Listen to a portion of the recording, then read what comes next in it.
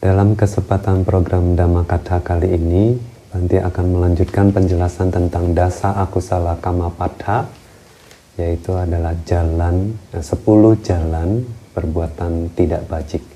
Jadi 10 jalan perbuatan tidak bajik ini kalau dilakukan akan menghasilkan, mampu menghasilkan kelahiran di alam penderitaan. Oleh sebab itu sebagai Buddhis, umat Buddha patut dihindari.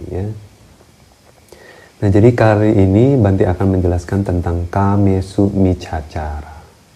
Sebagaimana umat Buddha di Indonesia sudah pahami bahwa Kamesu Micacara adalah termasuk salah satu dari Pancasila Buddhis, 5 sila seorang pengikut Buddha. Yang ketiga adalah Kamesu Micacara. Seringkali diterjemahkan sebagai latihan yang salah atau perilaku asusila, tindakan asusila. Tapi apakah maksud dari Kamesu Micacara? Bhante ingin menjelaskannya dari kata Kamesu Micacaro, Kamesu Micacara. Kamesu, perihal berhubungan badan, berhubungan intim. Kama sebetulnya adalah objek-objek indera, atau kesenangan indera. Tapi di sini secara spesifik mengacu kepada hubungan intim. Micacaro, mica, seringkali diterjemahkan sebagai salah, seperti di micaditi, pandangan salah. Tapi di sini di Adhakatha menjelaskan bahwa mica di sini maksudnya adalah ekanta nindito, lamakacaro. Jadi ekanta nindito artinya sungguh pantas tercela, sungguh tercela, sangat tercela, ekanta nindito. Lamakacaro, lamaka artinya adalah rendah atau hina, acara perilaku. Jadi perilaku rendah yang sungguh pantas dicela, sungguh tercela. Jadi micacaro itu adalah perbuatan rendah atau hina yang sungguh pantas tercela, perihal berhubungan intim. Jadi Kamesu Micacara. Nah, seorang Buddhis, bagaimana bisa melakukan pelanggaran ini kalau 4 faktornya terpenuhi? 4 faktor itu apa? Yang pertama, agamaniyang watu.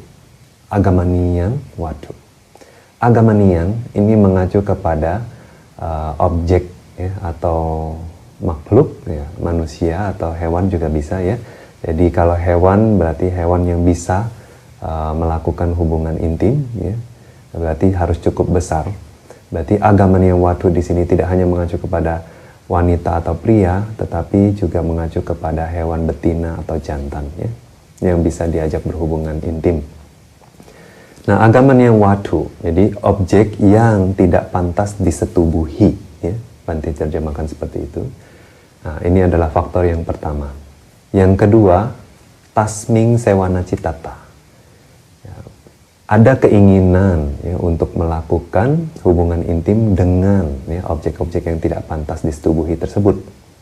Yang ketiga, payogo, yaitu usaha atau upaya. Kemudian yang keempat adalah magena maga patipati adhiwasana. Jadi melakukan hubungan kelamin. Maga di sini adalah sebetulnya bukaan, atau lubang di sini, bukan jalan tapi lubang. Nah, manusia punya 3 lubang, Jadi lubang mulut, lubang kelamin, dan lubang untuk buang air besar, lubang pantat. Jadi ada 3 lubang. Jadi kecuali mulut dengan mulut, yang lainnya adalah termasuk hubungan intim. Jadi mulut dengan alat kelamin, atau mulut antar alat kelamin juga termasuk, Nah, jadi 4 faktor jika terpenuhi maka bisa menjadi pelanggaran, Nah, ada yang menjelaskan bahwa 3 faktor juga sebetulnya bisa, 3 faktor itu bagaimana?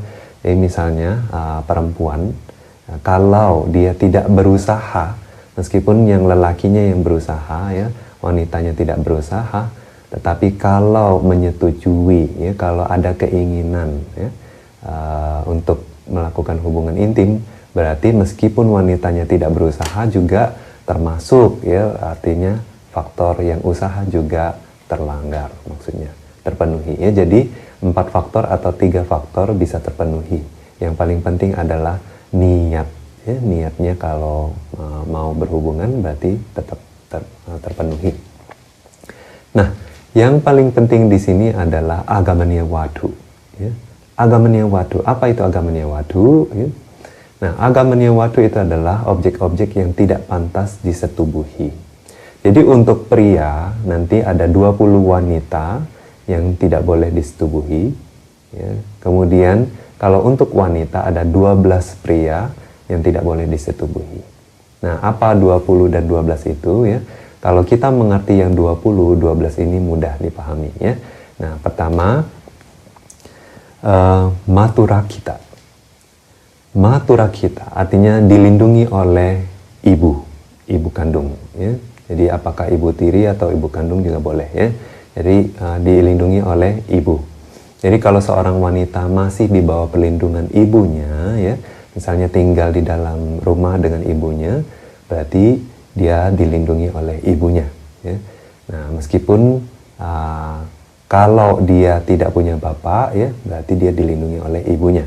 Nah, kalau dia punya bapak, berarti dia disebut piturakita atau dilindungi oleh bapak. Atau mata piturakita ya, wanita jenis yang ketiga.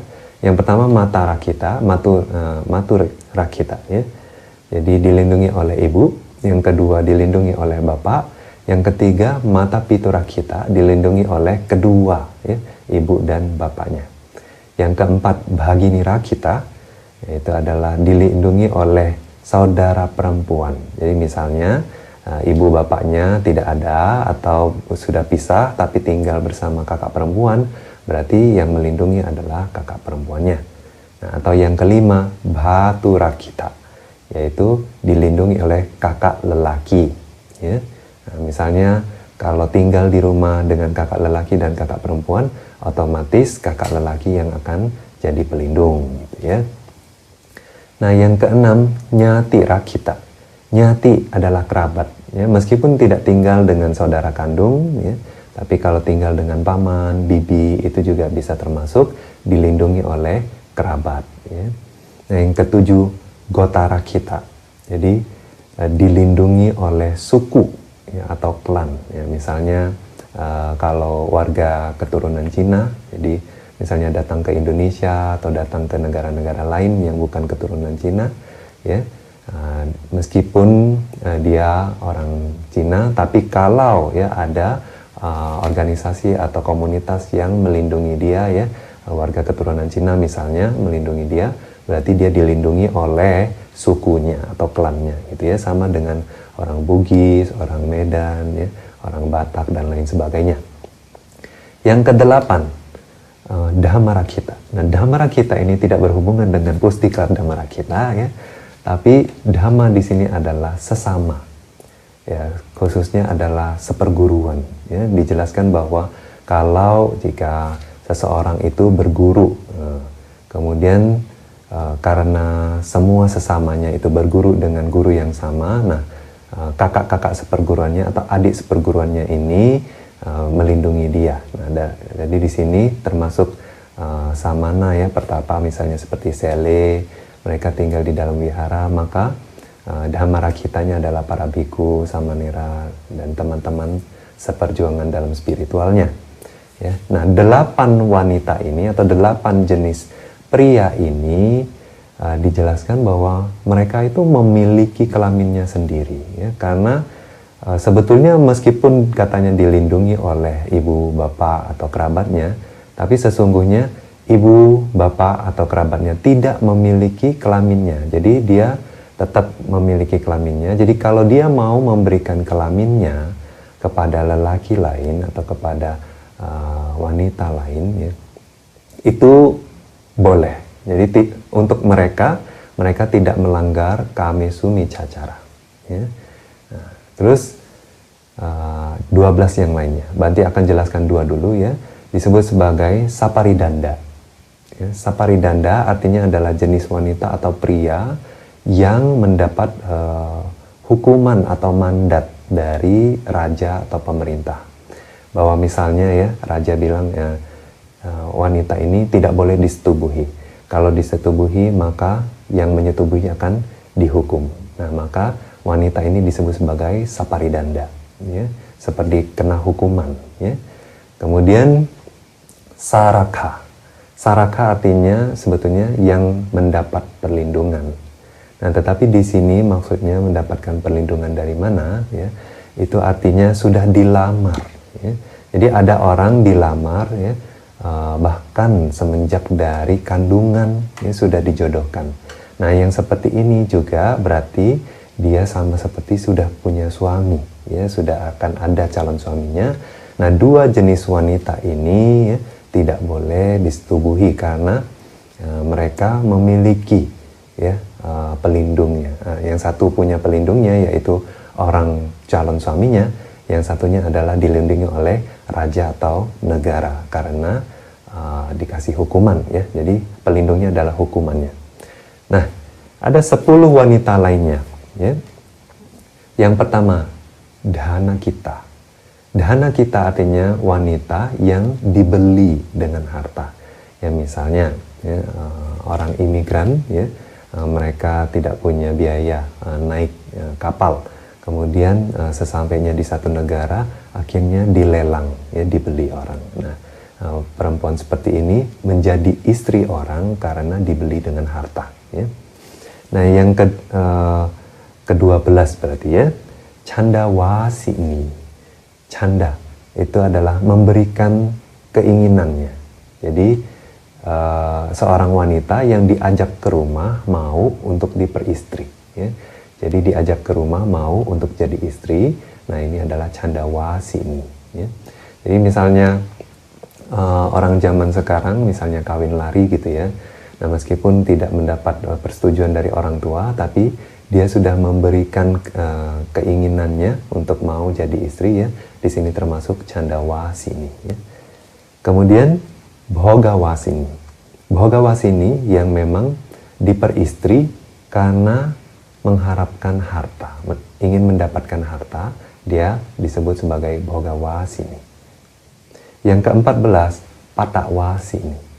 Patawasini, patak adalah kain atau pakaian. Jadi dia menjadi istri orang, tujuannya adalah untuk mendapatkan pakaian. Nah, biasanya ini adalah orang-orang yang sangat miskin ya. Yang ke-15, odapata. Odapata kini ya. Nah, sebetulnya secara literatur artinya adalah istri yang memasukkan tangan ke dalam mangkuk air ya. Oda air, pata mangkuk ya. Nah, jadi maksudnya apa? Nah, ini hanyalah tradisi di India dulu ya. Waktu menikah itu kedua mempelai akan memasukkan tangan ke dalam air, mangkuk air. Kemudian orang yang dituakan, khususnya wanita, akan bilang seperti sebagaimana air tidak terpisahkan gitu ya. Jadi semoga mereka langgeng gitu maksudnya.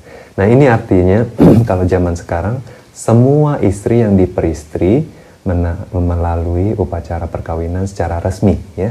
Nah, ini termasuk istri resmi legal ya. Yang ke-16, obatu jumbata ya, obatu jumbata. Jadi di zaman dulu ada wanita-wanita yang menggunakan kain ya, yang digulung di kepala.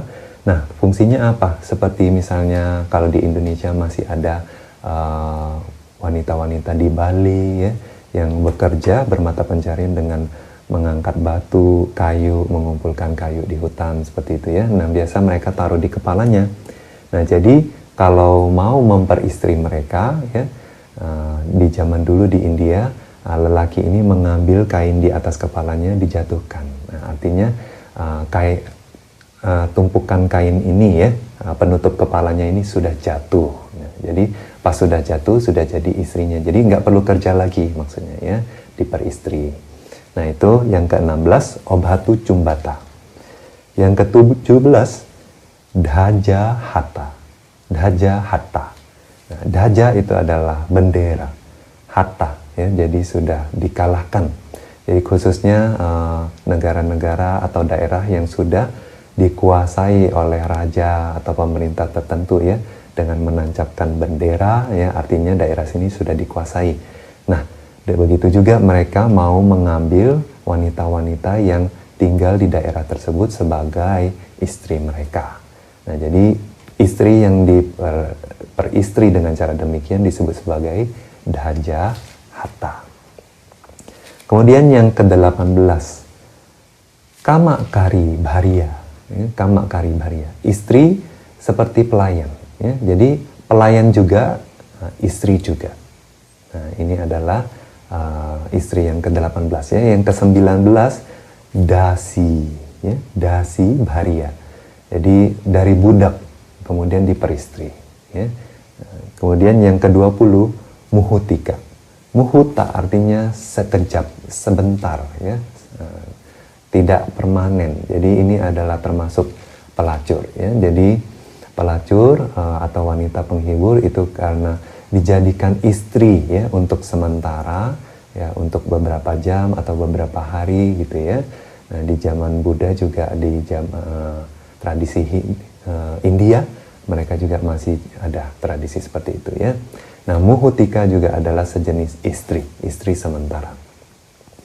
Nah, 12 istri ini, ya, 12 jenis wanita ini, nah, kalau mereka memberikan kelamin mereka ke pria yang bukan suaminya, maka wanita ini melakukan kamesu micacara. Nah, oleh sebab itu tadi di awal Bante bilang, wanita, ya, harus menghindari 12 jenis, ya, 12 jenis objek, ya. Kemudian kalau pria, dia bisa melakukan pelanggaran dengan melakukan dengan 20 objek ini. Nah, 20 objek, jadi kalau lelaki berhubungan badan dengan wanita yang ada pelindungnya, ya, nah, maka lelakinya melanggar, tapi si wanita tidak melanggar, ya, karena kelamin dia itu bukan milik orang tuanya.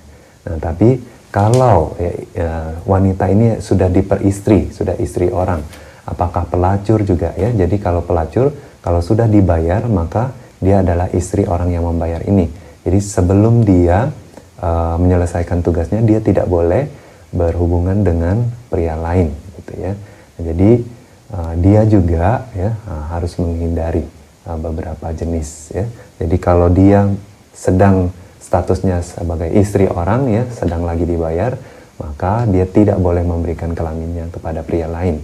Ya, jadi itu Anda juga bisa lihat di cerita Jataka, namanya Garudama Jataka, ya. Itu calon bikuni Upalawana, dia melakukan tugasnya sebagai seorang pelacur, ya. Nah, itu adalah penjelasan singkat tentang kamesu micacara. Bante akan memberikan penjelasan yang lebih detail, ya, di link YouTube ini, ya. Kalian bisa baca lebih detail, ya. Kemudian kadang, ya, meskipun bukan kamesu micacara, ya, tapi merupakan kama yang berat. Nah, kadang meskipun merupakan kamesu micacara, bukan kama yang berat. Misalnya seperti apa? Nah, misalnya salah, ya. Misalnya mati lampu nih, nggak tahu itu istrinya, ya, dia kira itu istrinya, nah dia berhubungan badan. Perempuan itu juga menerimanya, ya. Jadi yang seperti ini kamesu micacara tetap, ya, karena 4 faktornya semua terlanggar. Tapi kamanya tidak begitu berat, karena apa? Tidak ada salah persepsi, ya, salah persepsi. Nah, atau misalnya seperti seorang bapak punya anak, ya, anaknya cuma satu-satunya misalnya, juga ibunya udah nggak ada lagi, ya. Nah, anaknya perempuan. Nah, karena si anak ini adalah dilindungi oleh bapaknya, ya. Nah, meskipun bapaknya melakukan hubungan badan dengan si anak, ya, sebetulnya secara faktor dia tidak terpenuhi, ya. Jadi 4 faktor tidak terpenuhi, oleh sebab itu bukan merupakan kamesu micacara, tapi, ya, ini merupakan kama buruk yang berat, ya. Nah, jadi kadang, ya, itu tergantung moralitas orang yang kita ajak berhubungan badan, ya. Jadi misalnya seperti cerita pemuda namanya Nanda di zaman Buddha dulu ya, memperkosa ya, menyetubuhi seorang bikuni arahat ya, bikuni Upalawana. Nah itu dia habis menyetubuhi bikuni tersebut, dia langsung jatuh ke neraka Awiji. Karena apa? Bikuni ini adalah arahat, moralitasnya sangat tinggi ya. Jadi tergantung dengan siapa kita berhubungan badan, maka kame sumicacara ini menjadi kama yang bisa semakin berat atau kama yang tidak begitu berat. Sekian penjelasan Bante dalam kesempatan program Dhammakatha kali ini.